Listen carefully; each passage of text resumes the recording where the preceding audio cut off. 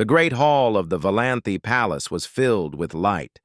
Thousands of floating crystals hung in the air, each one glowing like a tiny star. The walls were made of silver metal that reflected everything like a mirror. It was the most beautiful room in the entire empire, and today it was packed with important visitors from across the galaxy. Princess Ilara stood at the center of the hall.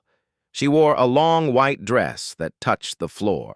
Her silver skin glowed softly under the crystal lights. She was young, barely past her 20th cycle, and she was terrified. Today was her selection ceremony. 7 powerful suitors had come from distant worlds to compete for her hand. If she found a suitable match, the Valanthe Empire would gain a strong alliance. If she failed, she would bring shame to her father and her people. Emperor Vorath sat on his throne above the crowd. He was old and tired, and his empire was growing weaker every year. He needed this alliance. He needed his daughter to succeed.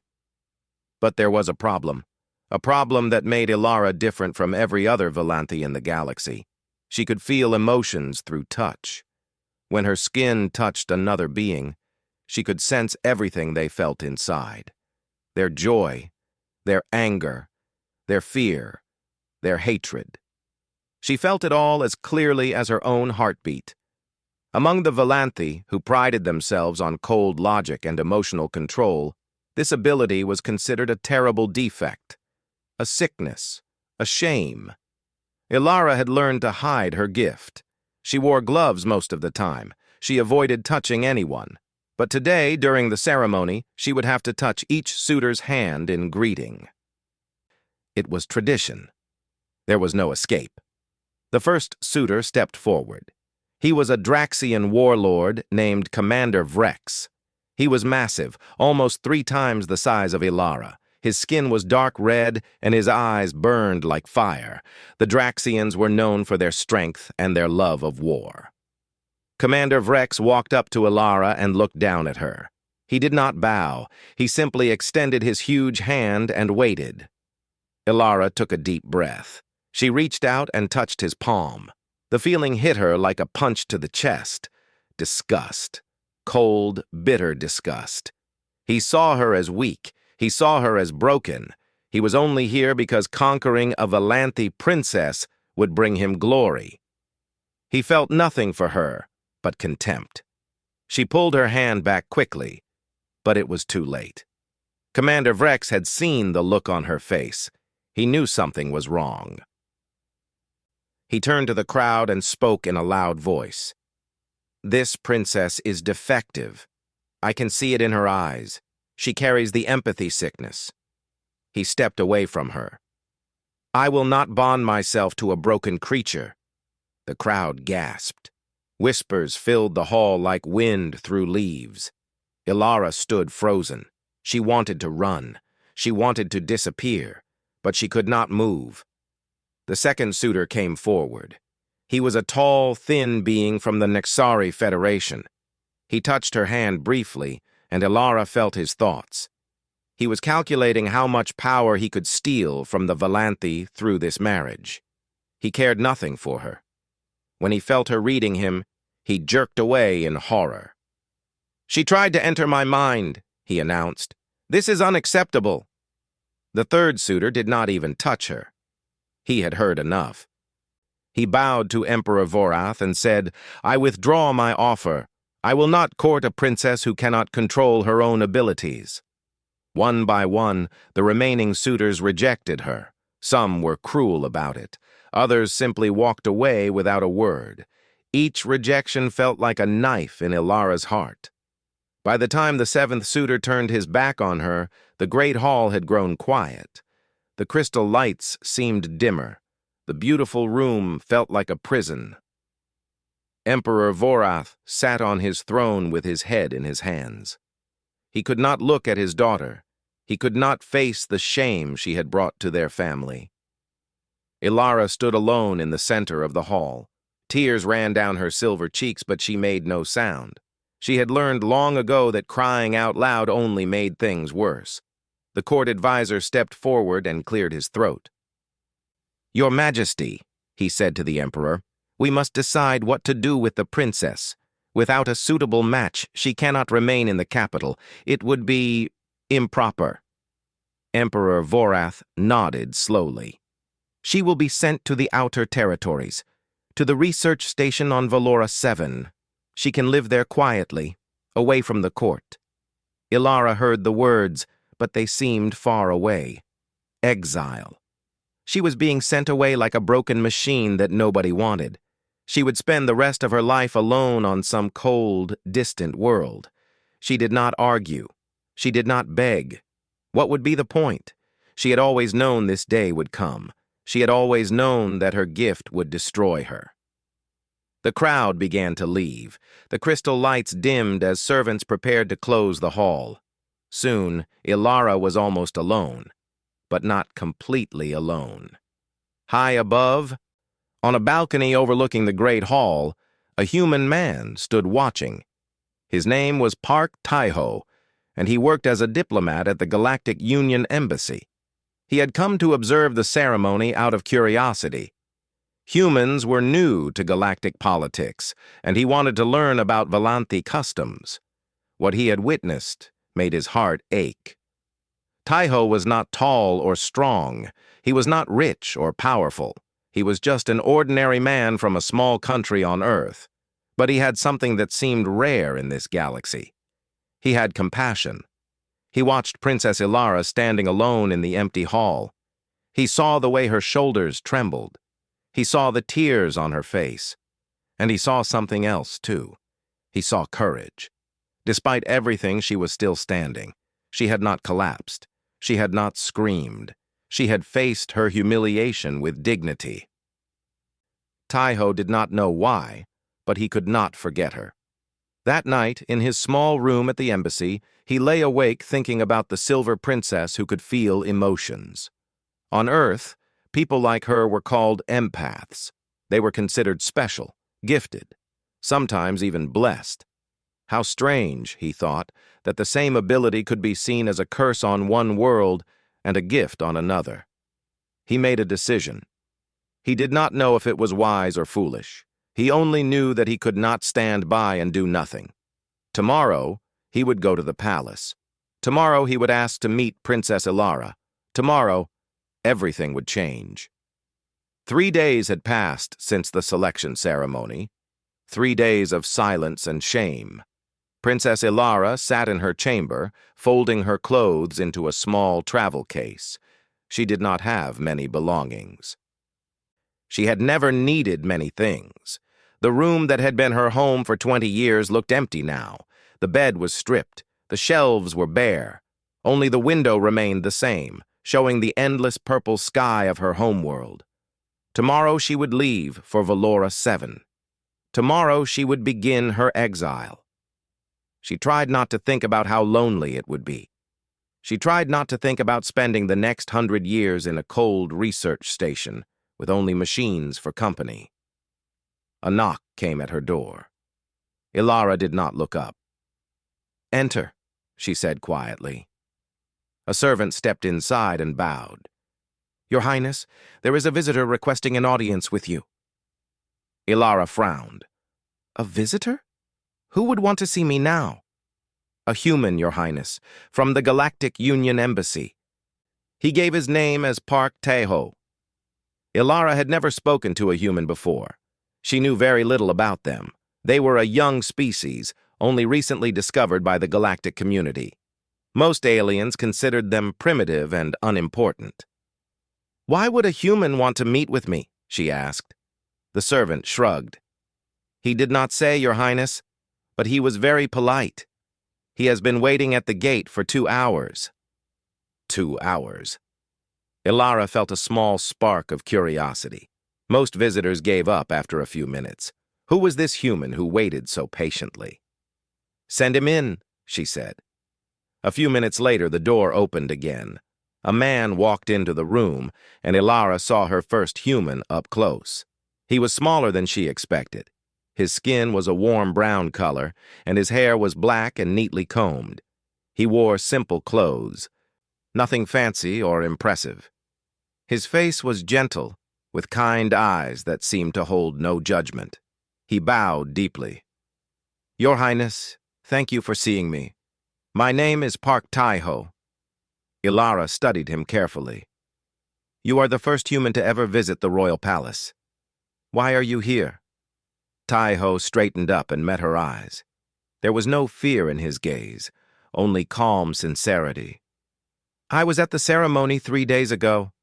I saw what happened to you. I wanted to meet you properly." Ilara felt a flash of anger. "Did you come to stare at the broken princess? To see the defective creature everyone is talking about?"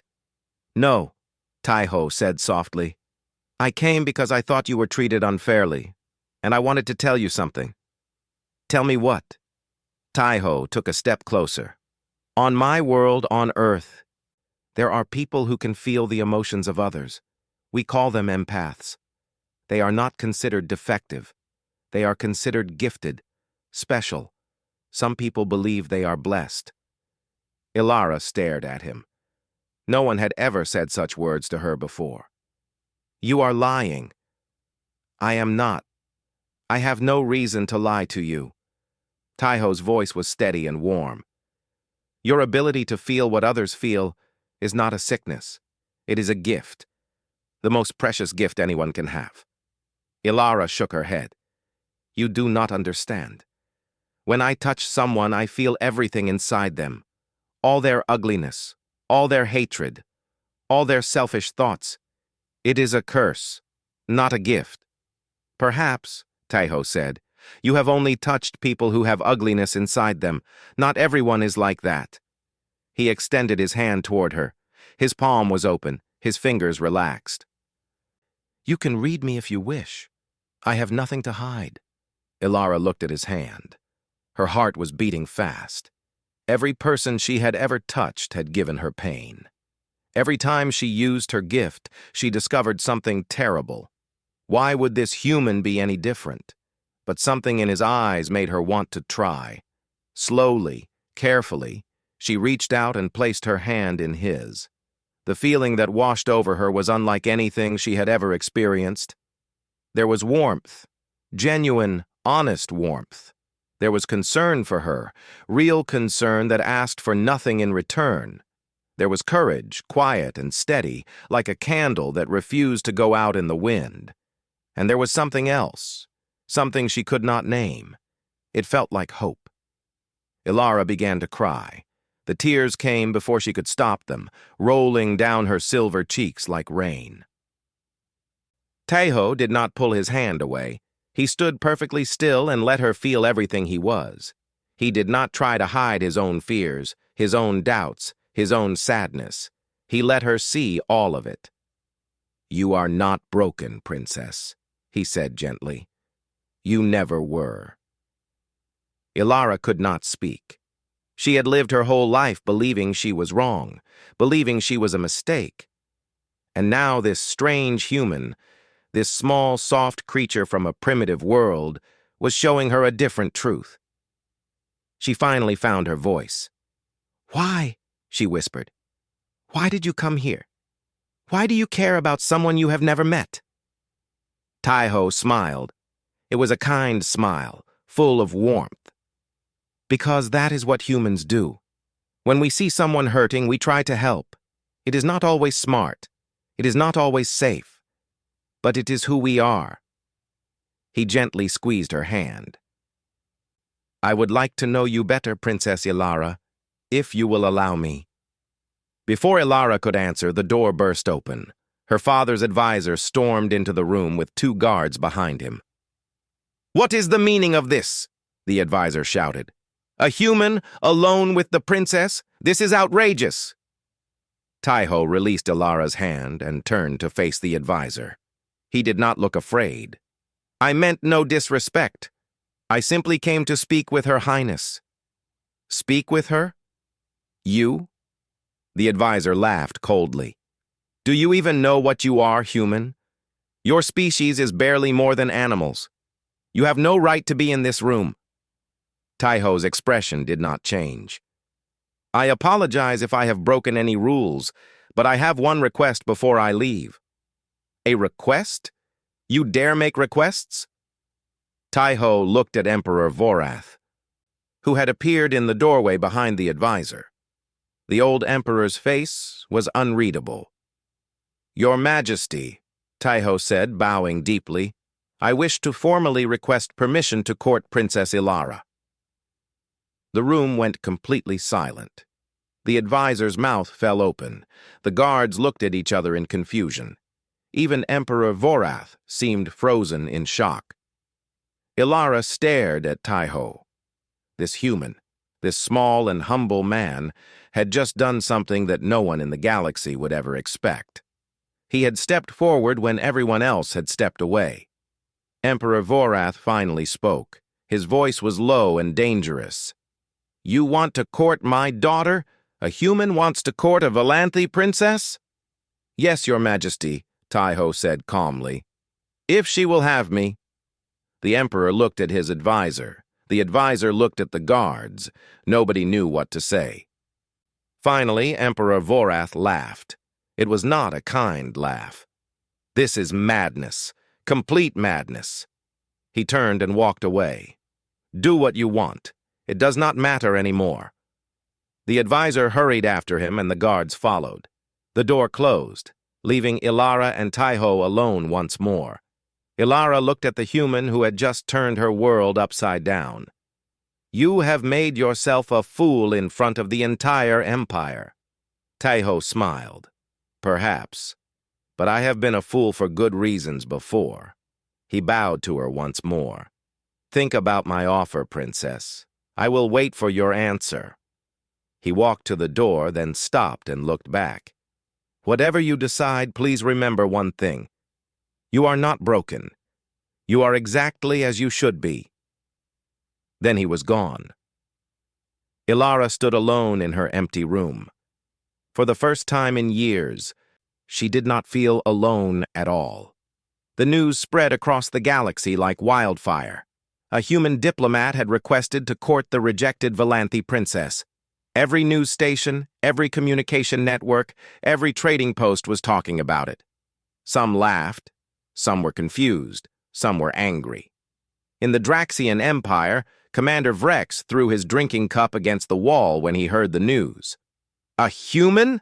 He roared. A weak, pathetic human dares to court the princess I rejected? This is an insult to every warrior in the galaxy. His advisors tried to calm him. My lord, the human is nothing. He is beneath your notice. He is beneath everything, Vrex shouted. But if he succeeds, the galaxy will laugh at me. They will say a human accomplished what a Draxian warlord could not. He sat in his throne and thought for a long time. Then a cruel smile spread across his face. Send a message to the Valanthy court. Remind them of the old laws. If this human wants to court their princess, he must prove himself worthy. He must face the trial of suitors. Back on the Valanthy homeworld, Emperor Vorath received hundreds of messages from other alien leaders. Most of them were complaints. How could he allow a human to court his daughter? Did he not care about the dignity of his empire? The emperor did not know what to do. Part of him wanted to send the human away and forget this ever happened. But another part of him was curious. This Park Taiho did not seem like other beings. He did not seem to want power or wealth. He seemed to genuinely care about Ilara. And that was something Vorath had never seen before. He summoned Taiho to the throne room. The human came alone, wearing the same simple clothes as before. He bowed respectfully and waited. I do not understand you, human, Vorath said. What do you hope to gain from this? My daughter has nothing, no political power, no valuable connections. If she were not my child, she would be a nobody. Taiho raised his head. With respect, Your Majesty, I disagree. Your daughter has something more valuable than power or connections. And what is that? A kind heart, Taiho said simply. A gentle spirit that has survived years of cruelty. That is worth more to me than all the empires in the galaxy. Vorath stared at him. You humans are very strange. Yes, Your Majesty, we probably are. The Emperor almost smiled. Almost. You should know that your request has caused great trouble. Many powerful leaders are angry. Some have called for your arrest. Others have demanded that I cancel your courtship immediately. I understand, Taiho said. I did not mean to cause problems. I only wanted to offer the princess a choice. A choice? Yes. A choice to be with someone who sees her as she truly is. Not as a defect to be fixed or a prize to be won, just as a person worthy of love. Vorath was silent for a long moment. When he spoke again, his voice was softer. My daughter's mother died when Ilara was very young. I raised her alone, but I did not raise her well. I was always busy with the Empire, always worried about politics and power. I never told her that I loved her. I never told her that her gift was beautiful. He looked at Taiho with tired eyes. Do you really believe what you said?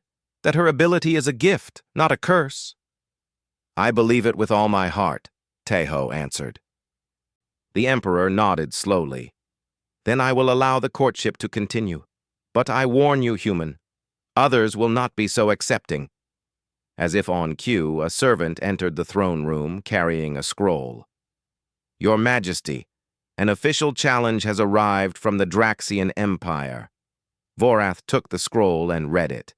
His face grew pale. What does it say? Taiho asked. Commander Vrex has invoked the ancient laws. He demands that you prove your worth through the trial of suitors. Vorath looked at Taiho with something like pity. It is an old custom. Any being who wishes to court a Valanthi royal must pass 3 tests. Tests of strength, wisdom, and heart. And if I fail? Failure means death. Taiho was quiet for a moment. Then he nodded. I accept. Vorath shook his head. You do not understand.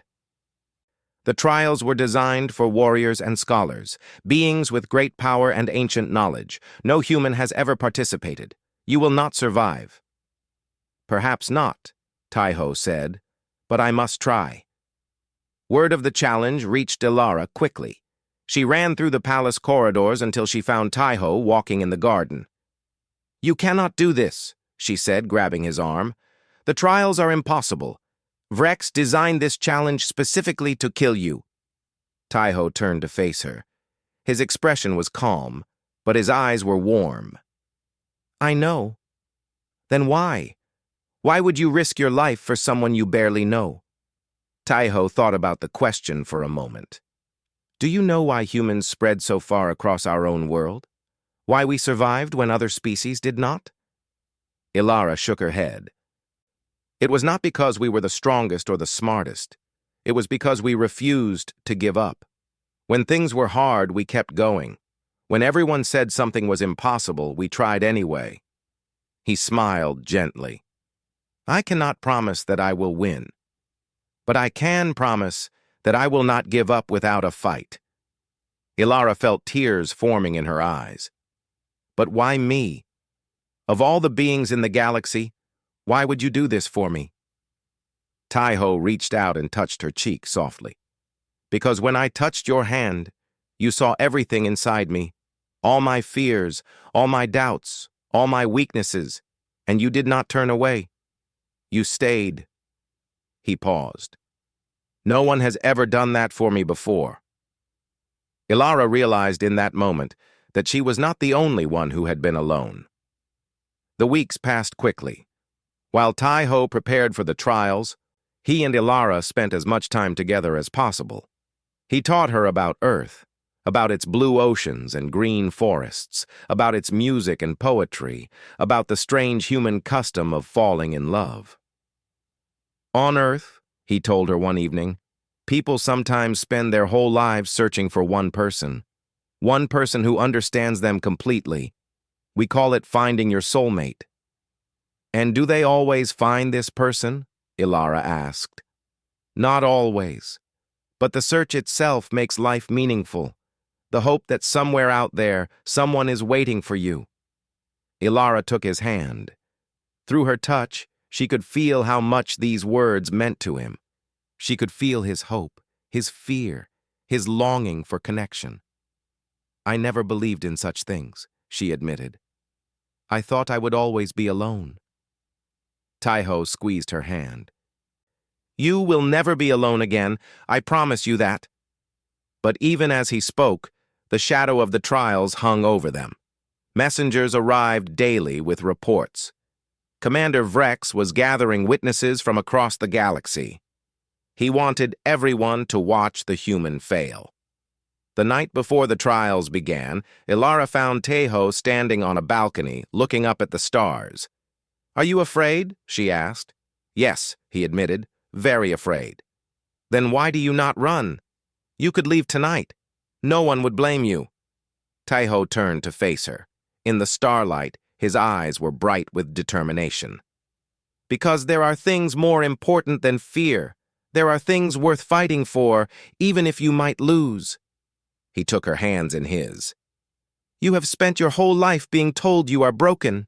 Tomorrow, I am going to prove to the entire galaxy that you are worth fighting for. Win or lose, everyone will know that at least one person in this universe saw your true value." Ilara threw her arms around him.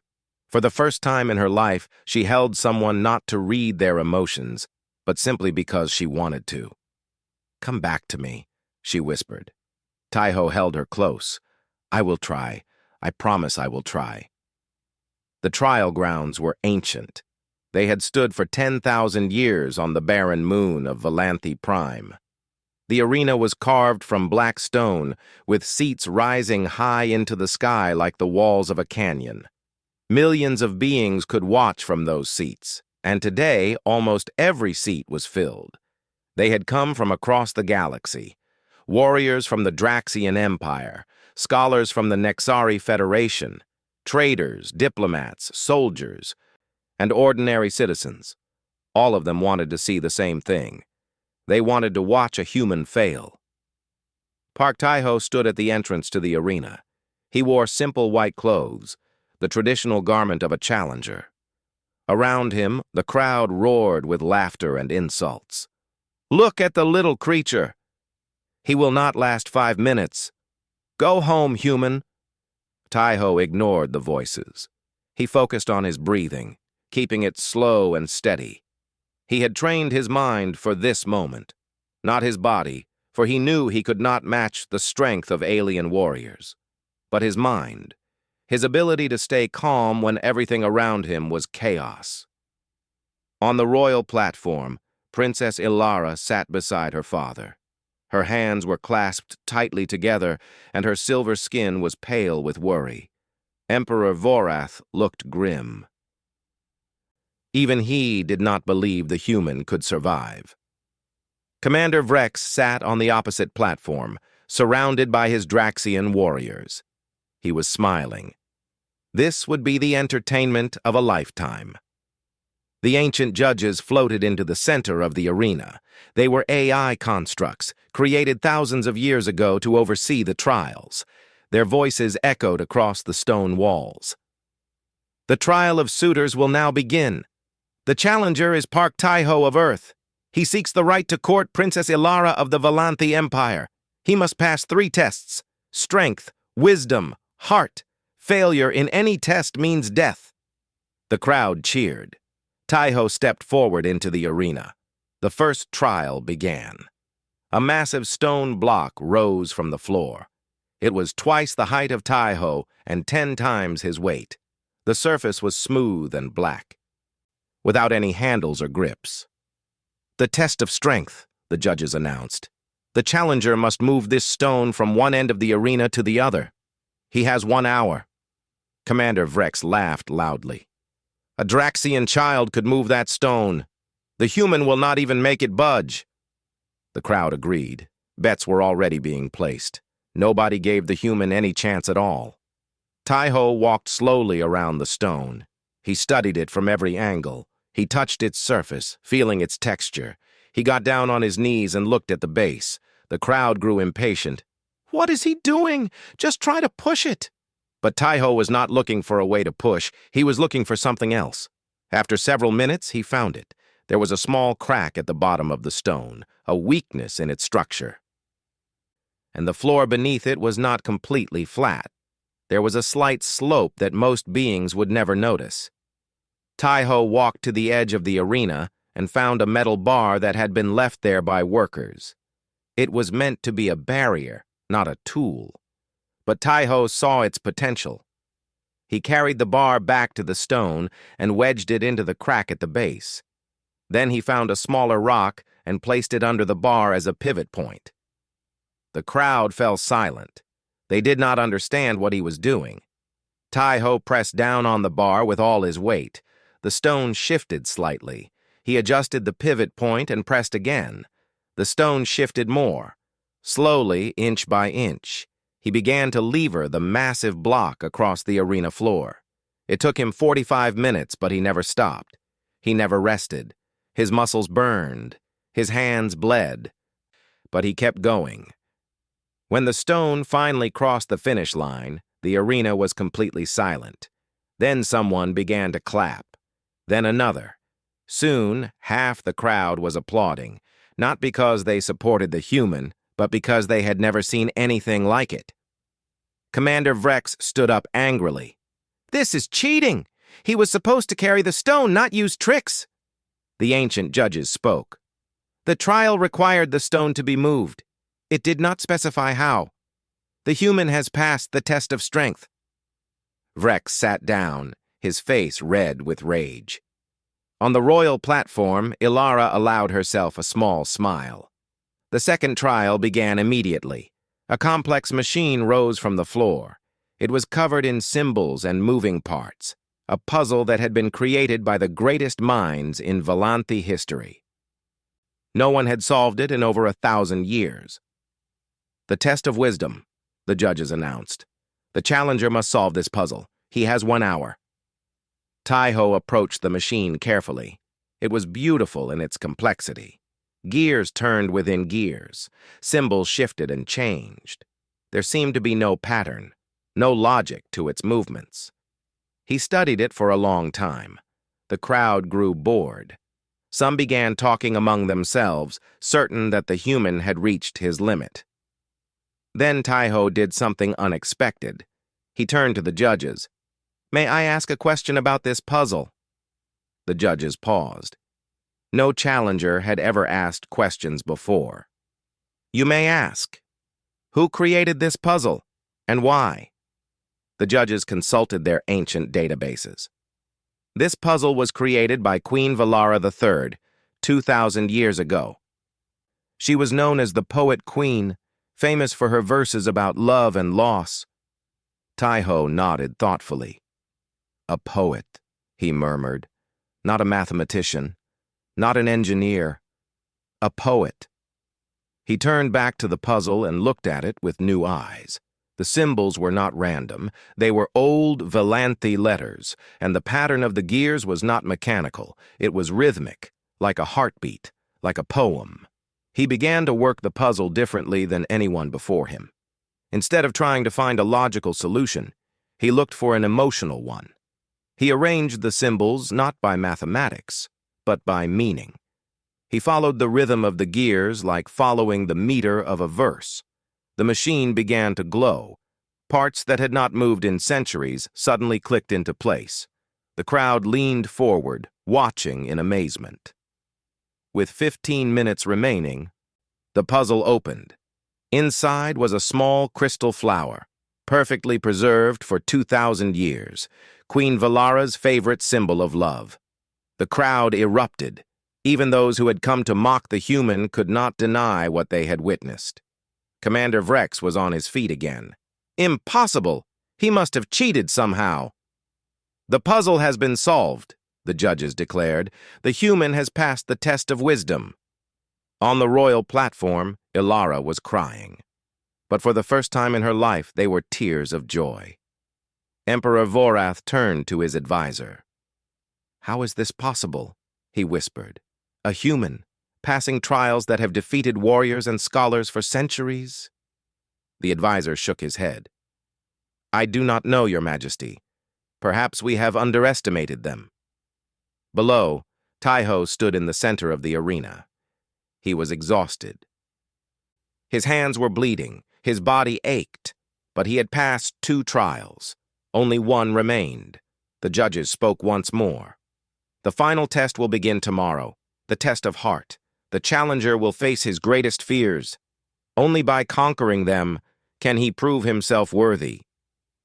Commander Vrex's smile returned. He had seen humans before. He knew how easily they frightened. The test of heart would destroy this one. "Rest well, human," Vrex called out across the arena. "Tomorrow you will learn what real fear feels like, and it will be the last thing you ever learn." Taiho did not respond. He simply bowed to the judges and walked out of the arena. That night, Ilara found him in his quarters, sitting quietly by the window. "You were amazing today," she said. Taiho shook his head. "I was lucky. Tomorrow will be different. Tomorrow, I cannot use tricks or puzzles. Tomorrow I must face myself." Ilara sat beside him. "What are you most afraid of?" Taiho was quiet for a long time. "Failing the people I love," he finally said. "Watching them suffer while I cannot help. That is my greatest fear." Ilara took his hand. Through her touch, she felt the truth of his words. She felt his fear, deep and real. But she also felt something else. She felt that he would face that fear anyway. Not because he was not afraid, but because some things were more important than fear. "Whatever happens tomorrow," she said, "I want you to know something. You have already proven yourself to me. You have already won my heart." Taiho smiled and held her hand tighter. "Then tomorrow, I have something worth fighting for." The Chamber of Shadows lay deep beneath the arena. No light reached its depths. No sound escaped its walls. It was a place of pure darkness, where the ancient magic of the trials lived and breathed. Park Taeho stood at the entrance, looking down into the black void. The stairs descended endlessly, disappearing into nothing. The air that rose from below was cold and smelled like old stone and forgotten things. Above, in the arena, millions of spectators watched on giant screens. The chamber had special devices that would show everything Taiho experienced. Every fear, every nightmare, every moment of terror would be broadcast for the galaxy to see. Commander Vrex sat in his seat with a cup of wine, ready to enjoy the show. "Humans are weak creatures," he told his warriors. "They fear everything. This one will break within minutes." On the royal platform, Ilara clutched her father's arm. "There must be another way. Can we not stop this?" Emperor Vorath shook his head sadly. "The ancient laws cannot be broken. He must face the trial alone." The judges' voices echoed through the arena. "The test of heart begins now. The challenger must descend into the Chamber of Shadows and face his deepest fears. Only by conquering them can he emerge victorious. If he fails, he will be lost forever." Taiho took a deep breath. He thought of Ilara. He thought of his home on Earth, of the people he loved, of everything he was fighting for. Then he stepped forward and began to descend. The darkness swallowed him completely. At first there was nothing, just cold and black and silence. Taiho walked carefully, one step at a time, his hands stretched out in front of him. He could not see the walls. He could not see the floor. He could only feel the stone beneath his feet and trust that it would hold him. Then the visions began. The first image appeared like a ghost in the darkness. It was his mother. She was lying in a hospital bed just as she had been in the final days of her life. Her face was pale. Her eyes were closed. The machines beside her beeped weakly. "Taiho," she whispered. "Where are you? Why did you leave me?" Taiho felt his heart clench. His mother had died 5 years ago, while he was working on a distant planet. He had not been there to say goodbye. It was his greatest regret. "I am sorry, Mother," he said to the vision. "I am so sorry I was not there." The vision changed. Now he saw his father sitting alone in an empty house. The old man looked broken, aged beyond his years. "You abandoned us," his father said. "You went chasing dreams among the stars while your family needed you? What kind of son are you?" The words cut deep. Taiho stumbled, nearly falling to his knees. In the arena above, the crowd watched in silence. Even Commander Vrex stopped smiling. The human's pain was real. Anyone could see it. But Taiho did not stop walking. He pressed forward through the darkness, even as more visions appeared. He saw his childhood home burning. He saw his friends calling for help while he stood frozen, unable to move. He saw himself failing again and again, every mistake he had ever made playing out before his eyes. The magic of the chamber was powerful. It knew exactly what fears lived in his heart. It knew how to make them feel real. Then, the worst vision appeared. Ilara stood before him in the darkness, but she was not smiling. Her face was cold and distant. "Did you really think you could save me?" she asked. "Did you really believe I could love a creature like you? You are nothing, Taiho. A small, weak human from a primitive world. I only tolerated you because I was desperate." Taiho stopped walking. This vision hurt more than all the others combined. "You are not real," he said, his voice shaking. "Ilara would never say those things." The false Ilara laughed cruelly. "How do you know? You barely know me at all. You are just a fool who dreamed too big. Now you will die in this darkness, and I will forget you ever existed." In the arena above, the real Ilara was crying. "That is not me," she whispered. "That is not me at all." Emperor Vorath put his arm around her. He had never done that before. "He knows," he said quietly. "Look at him." "He knows." Down in the chamber, Taiho closed his eyes. The visions swirled around him, screaming, accusing, tormenting, his mother, his father, his friends, Ilara, all of them telling him he was worthless, all of them telling him to give up. But instead of fighting, Taiho did something unexpected. He sat down.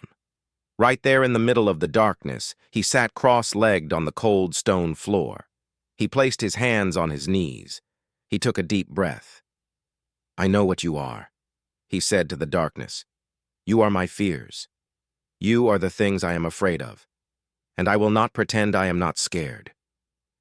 The visions paused. They seemed confused. "I am afraid of failing the people I love," Taiho continued. "I am afraid of being alone. I am afraid that I am not good enough." He opened his eyes and looked at the false Ilara. "I am afraid that she might not love me, that this is all a dream that will end in pain." He stood up slowly. "But fear is not weakness. Fear is the price we pay for loving anything.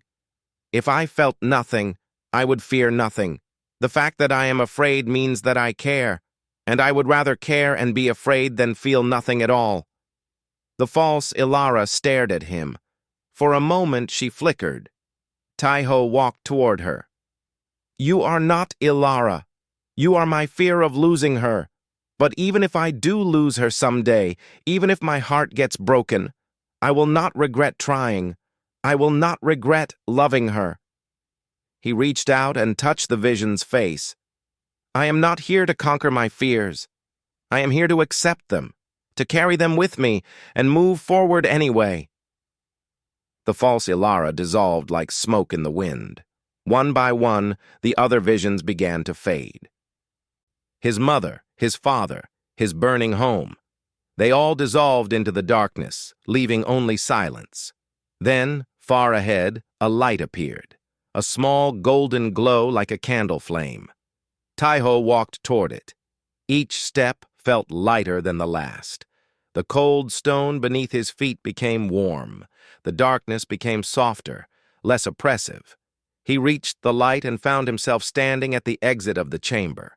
Daylight streamed in from above. Fresh air filled his lungs. He had passed the test of heart. In the arena, The screens showed Taiho emerging from the chamber.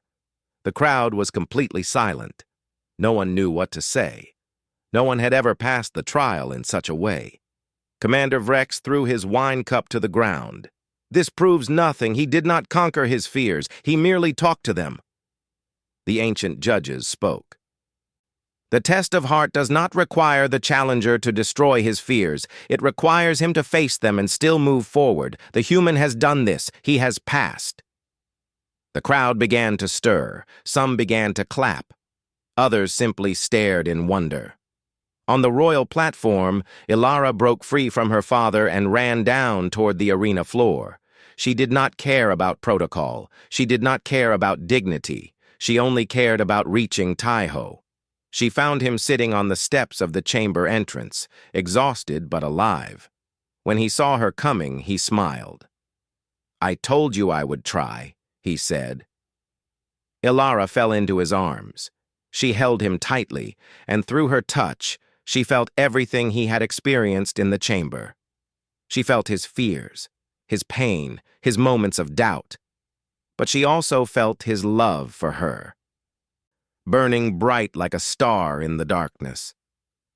"You are the bravest person I have ever known," she whispered. Taiho held her close. "I am not brave. I was terrified the whole time. But some things are worth being terrified for." Above them, the judges made their final announcement. Park Taiho of Earth has passed all 3 trials. By ancient law, he has earned the right to court Princess Ilara of the Valanthi Empire. The crowd erupted in cheers and shouts. Some celebrated, others protested. But one thing was certain. The galaxy would never look at humans the same way again. Commander Vrex stood in the center of the arena, his massive body trembling with rage. The human had done the impossible. He had passed all 3 trials. Now, according to ancient law, he had earned the right to court the princess. But Vrex was not finished. "I invoke the right of challenge," he roared, his voice echoing across the stone walls. "By the old laws, any defeated suitor may demand personal combat." The crowd gasped. The right of challenge had not been invoked in centuries. It was a brutal tradition from a darker time, when disputes were settled with blood and death. The ancient judges floated forward. "The right of challenge is valid under the old laws. However, the challenged party may refuse." All eyes turned to Taiho, who was still sitting on the steps with Ilara beside him. He looked exhausted. His clothes were dirty, his hands still bleeding from the first trial. "The human may refuse," Vrex continued, a cruel smile spreading across his face. "But if he does, he admits that he is too weak to protect the princess. He admits that he is not worthy of her." Ilara grabbed Taiho's arm. "Do not accept. This is a trap. He will kill you." Emperor Vorath stepped forward from the royal platform. "Commander Vrex, this is unnecessary. The human has already proven himself according to the laws." "The laws also allow me this challenge," Vrex shouted. "Will the Valanthi Empire deny me my rights? Will you protect this weak creature because you have grown soft?" The Emperor fell silent. The political situation was delicate. If he interfered, the Draxian Empire might see it as an insult. Relations between their peoples were already tense. Taiho slowly stood up. His legs were shaking, but his voice was steady. "I accept." Ilara's face went pale. "No, Taiho, please." He turned to her and took her hands. Through her touch, she could feel his fear. It was overwhelming. He was terrified of what was about to happen. But beneath that fear, there was something else. A quiet determination that refused to bend. "If I refuse, everything I did in the trials will mean nothing," he said softly. "I came here to prove that you are worth fighting for. I cannot stop now." Tears streamed down Ilara's face. "But you will die. He is twice your size. He has trained for war since he was a child." Taiho smiled gently. "Maybe, but I have something he does not have." "What?" He squeezed her hands. "Something worth dying for." The arena was cleared for combat. Servants brought weapons and placed them in the center of the ring. Swords, spears, axes, tools of war from a dozen different cultures. Vrex selected a massive blade, nearly as long as Tai-Ho was tall. He swung it through the air, and the metal sang with deadly promise. Tai-Ho looked at the weapons for a long moment. Then he selected a simple staff. No blade, no edge, just a wooden pole. The crowd laughed. "The human has lost his mind. He thinks he can fight a Draxian with a stick." Vrex laughed loudest of all. "Is this a joke? Do you insult me by refusing to carry a real weapon?" Tai-Ho shook his head. "I did not come here to kill you, Commander. I came here to earn the right to love someone. If I must fight, I will fight. But I will not become a killer." Vrex's laughter faded into anger. "Then you will die a fool." The judges signaled the start of combat. Vrex attacked immediately. He was fast, despite his size, his blade cutting through the air with terrifying speed. Tai-Ho barely dodged the first strike. Rolling to the side as the sword crashed into the stone where he had been standing, the crowd roared with excitement. This was what they had come to see. Tai-Ho kept moving, circling, dodging. He did not try to block Vrex's attacks directly. The force would have shattered his staff and his bones along with it. Instead, he deflected, redirecting the blade's path by inches, always staying just out of reach. "Stop running!" Vrex bellowed. "Fight me like a warrior!" But Tai-Ho knew he could never win that way. A direct confrontation would end in seconds. His only chance was to be patient, to wait, to watch. The fight continued for 10 minutes, 20 minutes, half an hour. Vrex was growing tired. His swings became slower, less precise. Sweat poured down his red skin. Tai-Ho was tired too, but he had trained his body for endurance. Long runs through the mountains of Earth. Hours of meditation to control his breathing. He was not a warrior, but he knew how to survive. "Why will you not fall?" Vrex screamed.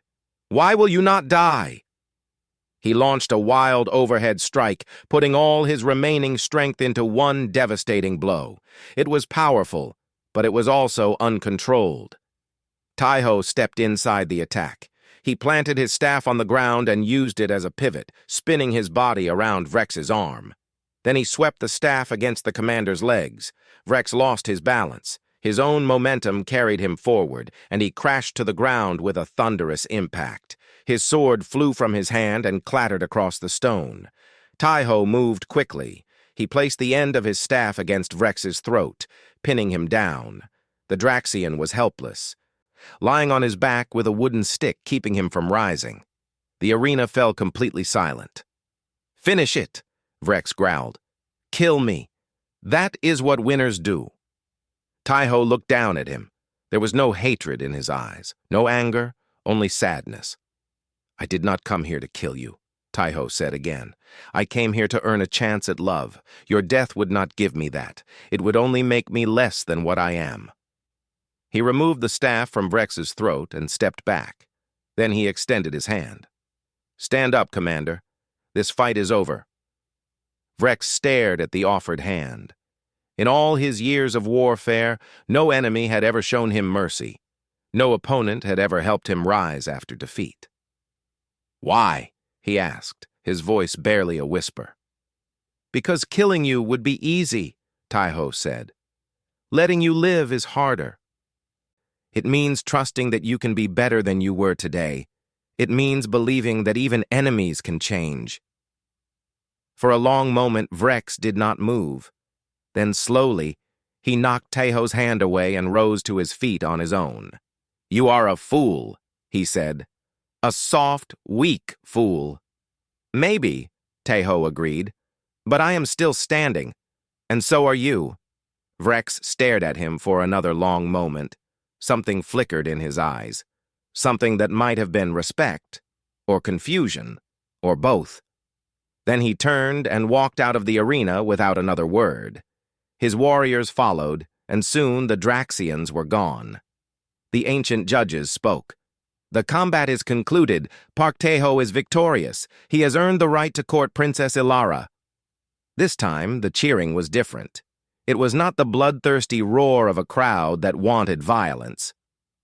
It was something warmer, something like admiration. Ilara ran across the arena and threw herself into Taiho's arms. She was crying and laughing at the same time. "You won," she said. "You actually won." Taiho held her close, his whole body shaking with exhaustion and relief. "I told you I would try." On the royal platform, Emperor Vorath watched his daughter embrace the human. He had expected to feel shame. He had expected to feel embarrassed that a primitive creature had won the right to court his child. Instead, he felt something unexpected. He felt proud, not of the human, not yet, but of his daughter, who had finally found someone who saw her true worth, and perhaps, just perhaps, proud of himself for allowing it to happen. The advisor leaned close to whisper, "Your Majesty, the galaxy is watching." How should we respond? Emperor Vorath straightened in his throne. "Prepare the palace. It seems we will be hosting a wedding." 1 month had passed since the trials. The Valanthi homeworld had never seen anything like the celebration that was being prepared. Ships arrived daily from across the galaxy, carrying guests from 100 different worlds. The palace gardens were filled with flowers from a dozen planets. Musicians practiced songs that blended human melodies with Valanthi harmonies. It was the wedding day of Princess Ilara and Park Taiho. The news had spread everywhere. The story of the human who fought for love had captured the imagination of beings across the stars. Children played games where they pretended to be Taiho, using sticks as staffs and facing imaginary fears. Poets wrote verses about the rejected princess who found her true match. Historians recorded the trials as one of the most significant events in galactic history, but the biggest changes were happening quietly, away from the spotlight. Several alien empires had requested human diplomats for the first time. They wanted to understand this strange species that valued compassion over conquest. Trade agreements were being discussed. Cultural exchanges were being planned. The galaxy that had once dismissed humans as primitive was now eager to learn from them. And within the Valanthi Empire itself, something even more remarkable was taking place. Emperor Vorath stood in his private chamber, looking at an old portrait of his late wife. She had been beautiful, with silver skin and kind eyes. She had also carried the gift of empathy, just like their daughter. "I was wrong," he said to the portrait. "All these years I was wrong about her." A knock came at his door. It was time. The wedding ceremony was held in the great hall where Ilara had been rejected just months before. But the room looked different now. The cold silver walls were decorated with warm colors. The floating crystals glowed with soft golden light instead of harsh white. It felt less like a throne room and more like a home. Ilara stood at the center of the hall, wearing a dress that combined Valanthi tradition with human touches. White fabric flowed around her like water, but it was embroidered with patterns from Earth.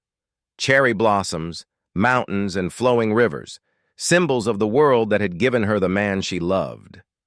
Taiho walked down the aisle toward her. He wore traditional Korean wedding clothes, modified to include elements of Valanthi royal attire. The combination should have looked strange. Instead, it looked perfect.